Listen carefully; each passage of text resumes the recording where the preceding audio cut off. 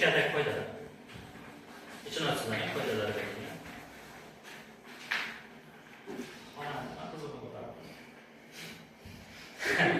Past simple. Past simple'da bir qancha qoidalar berilgan, balkim bilgan bo'lsalaring kerak. Demak, birinchi o'rinda structure berilgan, verb et, didn't, agar negativ bo'ladigan bo'lsa, bundan tashqari question form ham berilgan. Va bizda past simple ga kelganda nima bo'lar ekan? Irregular verb degan narsa bo'ladi. Irregular verblarimiz o'zini shaklini o'zgartiradi. Odatda bizda birorta bir fe'limiz o'tgan zamonga o'tadigan bo'lsa, qanaqa shaklga o'tadi? Qanaqa qo'shimchasi bor? Ed. Aha, misol uchun, kecha ishladim. I worked. Yoshligimda ko'p ishladim, qanday bo'ladi? When I was a child. Aha. When I was a child, I worked. Yana qanday aytsa bo'ladi? I have worked. I was yoshligimda ko'p ishlagandimmi? Ha. Past simple keywordlar sifatida qaysilar bilasizlar? Odatda nimaga qarab past simple degan aniqlaysiz? Birorta bir gap. Time, okay, yana. Yesterday. It comes with Keywords. Keywords, qanaqa keywordslar bor? yesterday, Yesterday, okay, demak, yesterday, ago, last.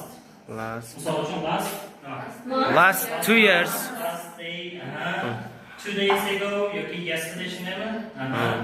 Yana. O'tgan zamondagi odatlarga qaysi usuldan foydalanamiz? Use to. Use to'dan tashqari boshqa yana qanaqa variantlar? Would bilan use to'ning bitta asosiy farqi, would biz odatda yes no questionlarga ishlata olmaymiz. Ya'ni negativ ma'nolarda ishlatilmaydi va yes no bo'lsa bo'ladigan javoblarga biz would dan foydalana olmaymiz. Undan tashqari biz past simple'dan birorta ish harakati ketma-ketligini berish uchun foydalansak bo'ladi. Misol uchun, kechagi kunlaringizni to'liq tasvirlamoqchi bo'lsalaring, bitta past simple'da ishlatsalaring bo'ladi. Unda sizlar qo'shimcha so'zlardan foydalanishlaring mumkin. Ya'ni frequency ni beradigan so'zlar. Frequency emas, sequence. Sequence nima degan? Ketma-ketlik. Qanaqa so'zlar bor? Ketma-ketlik beradigan. Then, okay. Next. Yeah. Afterwards. Henceforth. Shular aytasizmi? Ko'p ko'ra. Thereafter. Thereafter va hokazo. Misol uchun, kim kecha nima qilganligini aytib beradi. Ana shu vaqtda turdim, ana shunaqa narsalarni qildim. Bitta boshla. Mana shuni turgan vaqtingiz. Uyqudan turma bo'lsa qanday bo'ladi?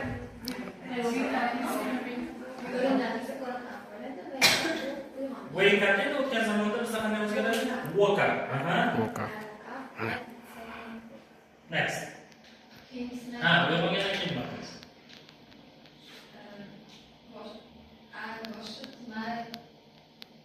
Face. Okay. Next. I had breakfast. Next. After breakfast. Universitetga bor. Bormoq. Go o'tgan zamonda. Went. To university. Keyin.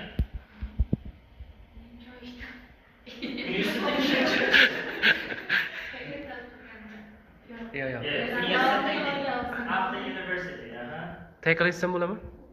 Take a lesson. Qatnashdim. Attend, join in.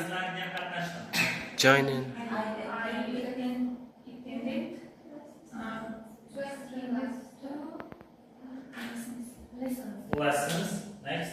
After lessons, we have lunch. Henceforth, we joined in extra lessons. Cameraman. Videochim gapiram. Yeah, I come my hometown. Okay. I returned to my hometown. I come back this month. Went back. I went.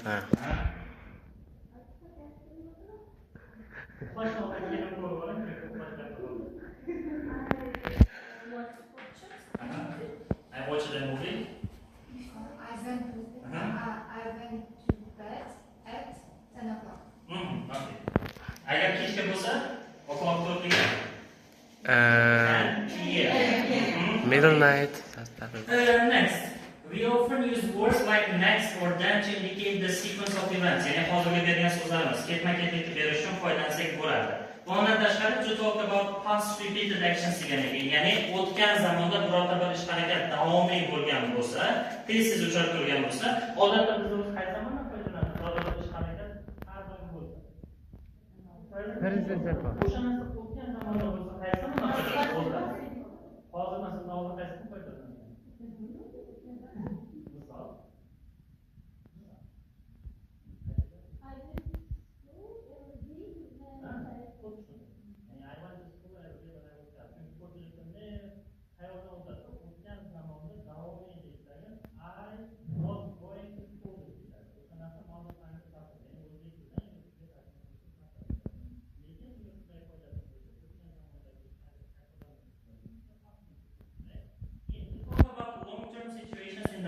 which are no longer true. Ya'ni o'tgan zamonda bu narsa sizlarga oldin tushuntirilgan, o'tgan zamonda bo'lgan.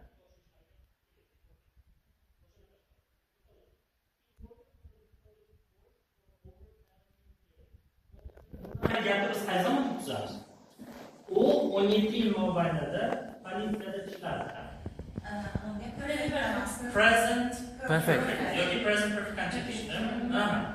Demak, keyin notice that used to can also be used. Ya'ni bunaqa vaziyatlarda used to ham foydalanadi. O'zi odatda aynan bunaqa vaziyatda used to dan foydalangan yaxshi. Ya'ni he used to work for police office for police forces for 17 years. Ya'ni u 17 yil mobaynida politsiya uchun ishlagan degan ma'noda keladi. Endi past continuous ko'targan bo'lsak, past continuous bilan past simple asosiy farqi, past simple'imizda bizda ish harakat bo'lib o'tgan bo'ladi yoki yana qanaqa vaziyatlarda ishlatilayotgan? O'sha davomiy bu past. Odat bo'lgan. Odat bo'lgan past. Odat bo'lganda yana qanaqa qaysilardan foydalansak bo'ladi? Qaysi so'zlardan? Would use it to. Would yoki use it to, shundaymi? Would bilan use it to'ni bitta farqi. Would qanaqa vaziyatlarda ishlatmaymiz? Yes, no, ishlatmaymiz. Aha, yes no questionlarda bundan tashqari negativ ma'noda ishlatmaymiz. Past continuous endi ish harakatimiz o'tgan zamonda qanaqa bo'ladi?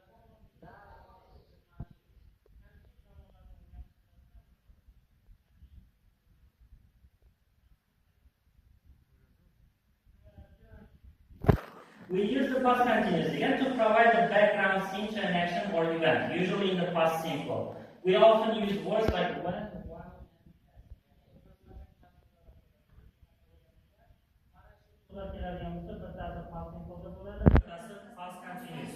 Uni ma'no jihatdan qaraydigan bo'lsak, nima uchun aynan bu payt past simple bo'lishi kerak? Present past continuous biz o'zing background ma'lumot beradi. Misol uchun kelganda musiqa o'ynayotganda qanday bo'ladi? When I came, music was playing. While I went home, music was playing. Music mana shu background sizlarga actionni beradi. Nima bo'layotganligini. Keyin esa it's possible to have more than one background scene happening at the same time. Ya'ni har doim ham bitta narsa bo'lmasligi, undan ham ko'p bo'lishi mumkin. He was listening to music and working on his computer. Birdaniga ikkita ish harakat bo'lyapti. Ya'ni u ham musiqa ishlatadi, ham kompyuter ishlatadi. Bu o'sha paytda ikkalasi ham qaysi zamonda bo'lyapti? Past continuous. When we want to emphasize the activity without focusing on its completion, ya'ni biz birorta bir ish harakatga urg'u bermoqchi bo'lsak, uni tugatilganlik haqida ma'lumot bermasdan. Bizga taqqoslash uchun ikkita gap beriladi. For a while last year I was working at the cinema. For a while nima deydi? Qanchadir vaqt mobaynida. Qanchadir vaqt mobaynida o'tgan yili, o'tgan last qaysi zamonni keltirasiz? Keyword. Past simple. Past simple, okay. Last year I was working at the cinema. Ya'ni o'tgan yili qanchadir vaqt mobaynida kinoteatrda ishlagan edim. Studying for my degree and writing a column for the local. Bo'lsa, uchta ish harakat berilyapti, shundaymi? U ham o'qiyotgan bo'lgan, ham mahalliy gazetada gazetada nashriyotda ishlagan, undan tashqari sinemada ishlayotgan bo'lgan ekan. Keyin qolsa nima uchun aynan bunga berganligi beriladi. We don't know if the actions were completed or not. Ya'ni bu ish harakatlar tugaganmi yoki yo'qmi, bajarilganmi yo'qmi aniq emas. Or whether they happened at the same time. Yoki ular bir vaqtda bo'lganmi yoki yo'qmi. Tasavvur qilasizlarmi, agar bu gapni o'zbek tiliga birdaniga tarjima qiladigan bo'lsak, ham u kinoteatrda o'tirib gazetani nashriyot uchun nima yozayotgan bo'lishi kerak, ham birdaniga nima qilayotgan edi? Va Ha, va o'zini o'sha yo'nalishi bo'yicha o'qiyotgan bo'lishi kerak. Ikkinchi gap. Hikoya tarzida berilsa past continuous'da keladi. Bu ham hikoya tarzida keladi. Last year I worked at the cinema, ya'ni o'tgan yili kinoteatrda ishladim, studied for my degree va o'zim yo'nalishimda o'qidim. Bundan tashqari gazeta uchun, o'sha nashriyot uchun gazetada yozuvchi bo'ldim dedi. Endi ma'lumotda hammasi bizda tugagan bo'layapti. Lekin ikkalasini ham hikoya ma'nosida ishlatsa bo'ladi. Misol uchun sizda part of speaking'dagi savol berilayotgan bo'lsa, qildim, nimadir bo'ldi, ana shunday qilib davom etib ketaverasiz. Lekin past continuous'dan ham foydalanish kerak. Past continuous o'sha background information berish uchun. Qilganimda boshqa odam boshqa narsa qildi. Reaksiyalar uchun odatda ishlatiladi. Use it to bilan would. Use it to ni bilamiz. Qilishga o'rganganman yoki odatlanganman. Bu odatda bizda o'sha odatimiz tugaganligini beradi. Misol uchun, she used it to keep the front door locked. Mana yerda u oldingi, ya'ni kirish eshigini front door deganda odatda entrance deb tushunamiz. Entrance bizda kirish degani. O'sha kirish eshigini odatda qulflardi. She would leave the door unlocked whenever she was at home. Ya'ni qachonki uyda bo'lsa, eshikni ochib qoldiradi. O'sha yuzitdan oldin to'biga kelsa moslashayotgan bo'ladi-da. Ha, misol uchun nima desa bo'ladi? Men kitob o'qishga moslashyapman yoki speakingga moslashyapman. I'm used to speaking. I'm used to speaking. No, I was. Yo'q, get used to ni bilmaymizmi? I would get used to kelajak. O'rganib boryapman. I get used to Moslashib bo'lgan bo'ladi. I'm getting used to speaking in English desa ham bo'ladi. Okay, endi buni mashqlari beradi. Birinchi betiga qaytadigan bo'lsak, first exercise. Sizlarga bitta odam radioda ma'lumot beriladi va A, B, C, D, E, F bilan bizda har xil narsa buyumlar berilgan. A, nima? Books, B, laptop, C, Chicken. tobacco, Tabak. chicken, okay, D, cashier. Kashin. Wallet yana nima desa bo'ladi? Piglar. Bo'lak degan so'zni o'xshatadi. Part. Purse. Purse. Okay. E, bag, va F, TV. You will hear a man giving a talk on the radio about protecting your home from burglaries. Burglary nima? O'g'irlik. Ya'ni bizda bitta odam radioda o'g'irliklardan uylaringizni saqlab qolish haqida ma'lumot berar ekan va o'sha listening eshitishdan oldin sizlarga mana shu har bitta ma'lumot bilan tanishib keladi. Keyin ikkinchi exercise. Listen and answer the following questions. Which three items from your list were stolen? Ya'ni mana shu yuqoridagi narsalardan qaysi uchtasi o'g'irlangan ekan? Va undan tashqari, why did the man tell this story? Ya'ni nima maqsadda bu erkak bizga bu hikoyani aytib berayapti? Okay. Where is my phone?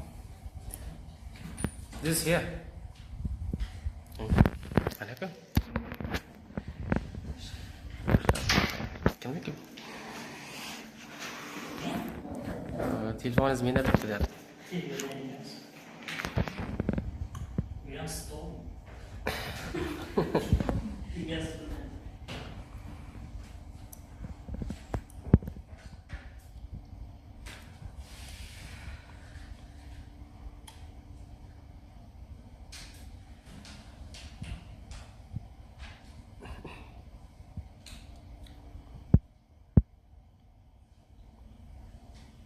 Recording 2. Today's guest is Bill Murphy, who worked for the police force for over 17 years until his retirement last week. Welcome to the show, Bill. You're going to tell us how to protect our homes, is that right? Thank you. Yes, that's right. As you say, I used to work for the police force, and I must have seen hundreds of burglaries during that time. Unfortunately, burglaries seems to be on the increase. The number of burglaries in our area rose by 25% last year. What's so frustrating is that it's possible to prevent many burglaries. For example, a few weeks ago, a woman called to report a robbery at her house. It happened at 5 in the afternoon while she was watching the news on TV in a room at the back of the house. Her son was also at home. He was doing his homework in his bedroom when the burglar came into the house. So how did the burglar break in without anybody hearing him? Well, this woman used to keep the front door locked at all times.